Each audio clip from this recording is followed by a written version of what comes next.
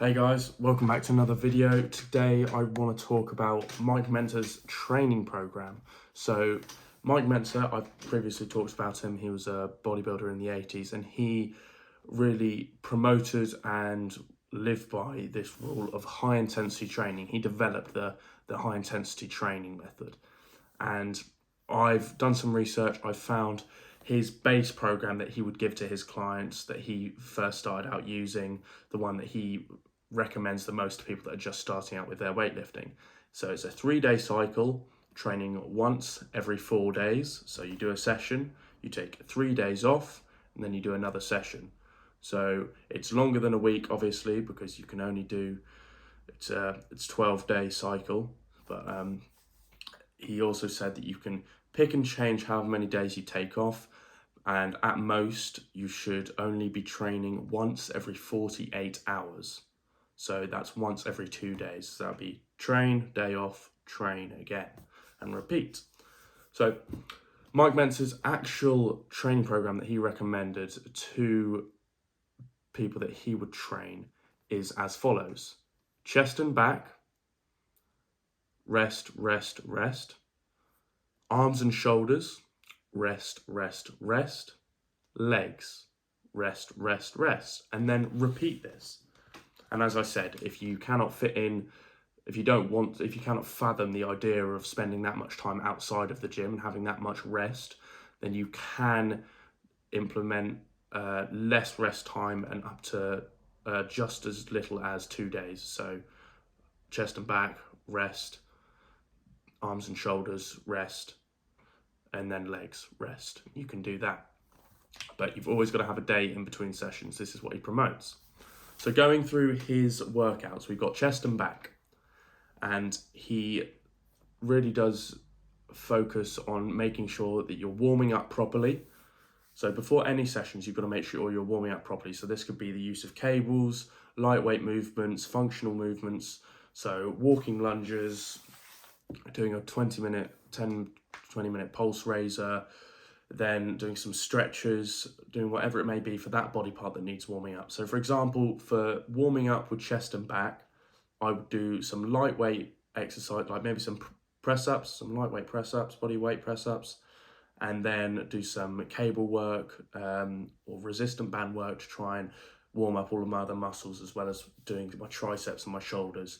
And I'd warm up, what he says, to warm up for about 10-20 minutes, make sure that you're feeling ready and prepared to start exercise.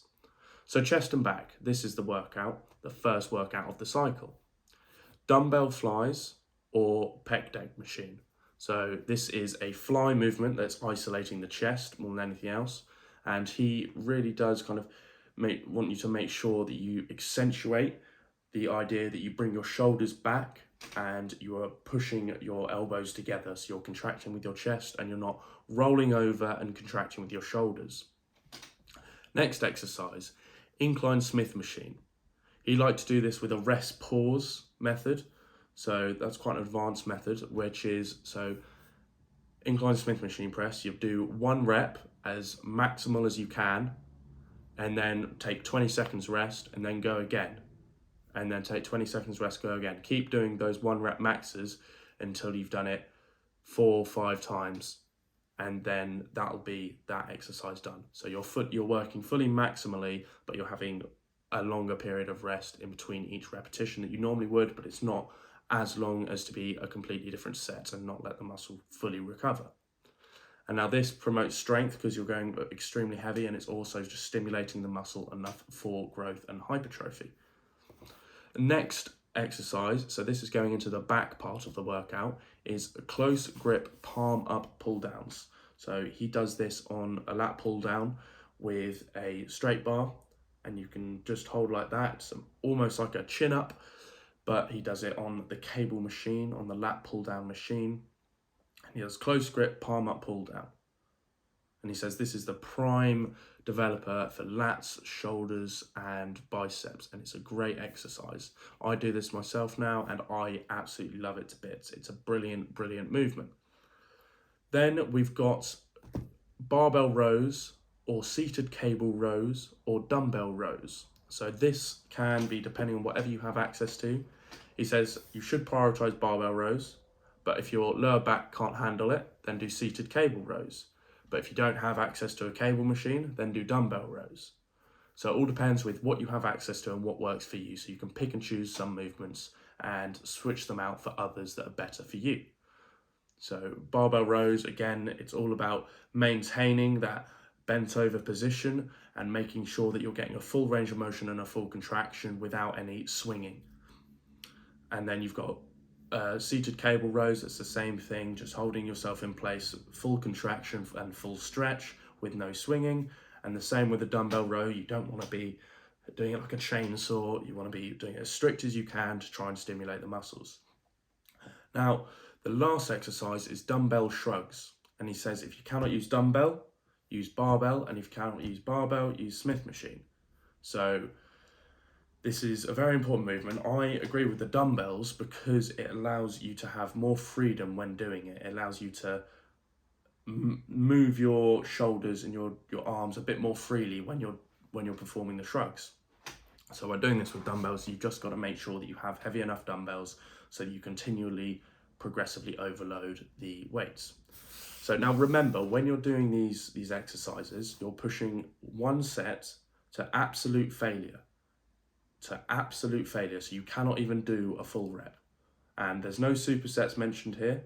I will say if it's a superset, and I will say if it's anything else like a drop set or a rest pause set. So just do it to your absolute failure, to absolute highest intensity that you can do with a training partner to help you get another rep or so in when you're doing higher weights. So let's say you can do 3 or 4 reps, and then you have your spotter help you for that 4th or 5th rep.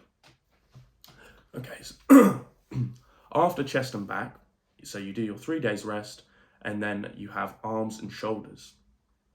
So this only has 4 exercises, and this is all he says you need. So the 4 exercises are as follows: dumbbell lateral raises, reverse pec deck, straight bar barbell curls, and then to finish off, you superset tricep push downs with an angled bar with like a medium to flat V bar, so it's like that, tricep push downs and tricep dips. So the tricep dips and push downs are supersetted.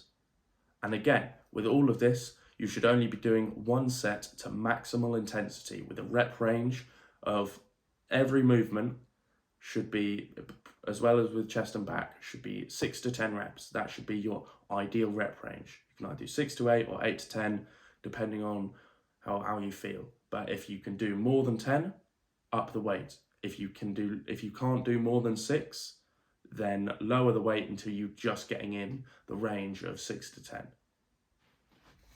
Now, the final workout of the cycle, the 3-day cycle, is legs. So leg extension supersetted with leg press, and Mike Mentzer says to use a vertical leg press if you can, so one where you are laying on the floor, parallel to the floor, and you're pushing vertical. If not, just use whatever you can. So superset leg extension, then go on to leg press. And he says to use the rep ranges of 10 to 15 repetitions, again with the slow and controlled movement, and really focusing on that high intensity training to failure. Next, leg curls, and this can be seated or laying. It does not matter, he says, so whatever you find more comfortable and whatever you find works for you. And then the final exercise is standing calf raises. And again, training 10 to 15 reps, high intensity, high weight, as heavy as you can. And that's all this cycle is. And you take your 3 days rest after completing that session, and then you go again and you do the next session, and you repeat this cycle. And the main thing to remember is when you're doing this is to continually apply progressive overload. So in every session, add either more weight or do more reps on every exercise so that you are continually progressing the muscle in strength and size and requiring it to adapt more to become bigger and stronger. And that's all that it is. Focus on your intensity, make sure you're within the right rep ranges, and make sure you're continually applying progressive overload. And the progress will come, it will just take time. Now I just want to say thank you for watching, guys, and we'll see you in the next video.